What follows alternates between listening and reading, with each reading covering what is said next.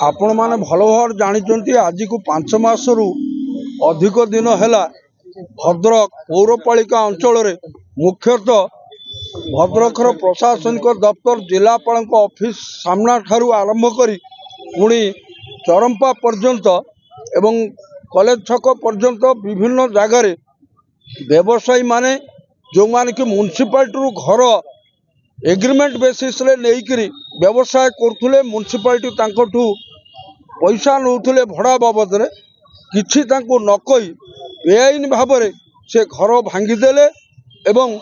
दुकानी व्यवसायी भाई माने तांकर जीवन जीविका हरई बसचंती 5 मास होगला सरकार किंबा जिला प्रशासन एपर्यंत कौन विकल्प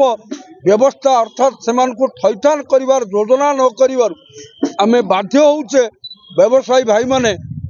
आसंता 19 तारीख दिन एकजुट होकर जिलापाल ऑफिस घेराव करेंगे। सरकार एवं प्रशासन जदि एक कथा को तुरंत फैसला न करती आमे बाध्य होबु आगामी दिन में आंदोलनात्मक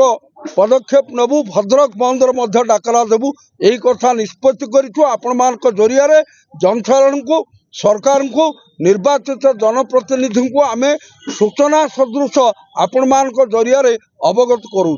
वर्तमान सुधा आमर 1000 रु अधिक दुकानी जीवन जीविका छड़ई निया जाइछि, दुकान भांगी दिया जाइछि, किंतु सरकार जो चिठा प्रस्तुत करिसेंती से चिठा 660 जन बोली से चिठारे आमे जहाँ कागज जिलापाल ऑफिस रु देखुछु 660 जन को ना लिस्ट होइछि। वर्तमान सुधा प्रशासन तरफ कौनसी जड़े व्यवसायी को कौनसी गोटे स्थान रे दुकान करिकरी ताकु थैथान करि नाहंती। आपण माने जानिछंती महामान्य सुप्रीम कोर्ट घोषणा करिछंती जोठी दुकानी मानकू बा जो माने अनधिकार चर्चा करिकरी सरकारी जगह को अवरोध करिछंती आगे सेमानकू थैथान करिवे तापर जाइकी तांकू सेठू उच्छेद करिवे। दुखर विषय सरकार एवं प्रशासन हमको थैथान करने पूर्व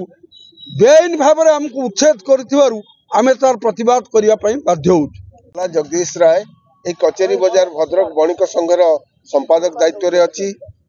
दीर्घ 5 मास हो गला आमर ये जो दुकान घर गुड़िक भांगी दि जाइए। आम्भे मैंने ये 1950 मसीह प्रथम बजार भद्रकर कहले अत्युक्ति हेबनी प्रथम करी ये बजार गढ़ी उठीला से पंचायत समिति ग्राम सभा रु लाइसेंस फीस बा खजना देकी आम मैंने दुकान आरंभ करते आमर पूर्वज माने तापरे एनएसी है विज्ञापित अंचल परिषद है सेतेबेले मध्य आमे सेठू खजना दउथुलु बा टैक्स देकरी दुकान करी आसथिलु तापरे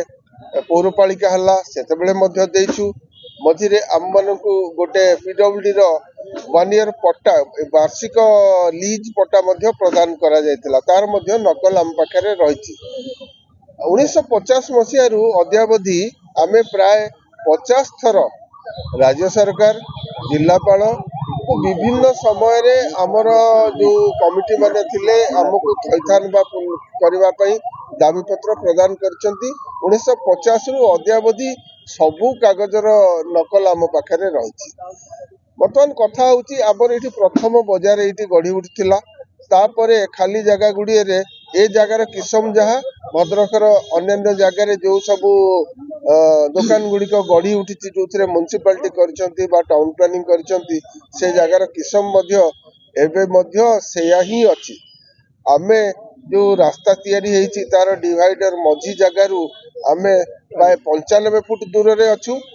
किंतु अन्य केतेक मार्केट कॉम्प्लेक्स 30 फुट भली डिवाइडर रु 30 फुट दूर रे मार्केट कॉम्प्लेक्स रही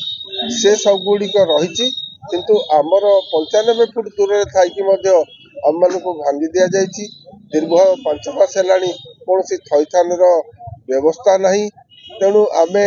भद्रक व्यवसायी महासंघर आह्वान क्रमे समस्ते एकाठी हेचु आमे समस्ते प्रतिवाद करुचु जे प्रथम आमको थैथान करंतु आउ आगामी दिन में जहाँ भी भंगा हेबार अच्छी आमे जेहेतु वर्तमान आमे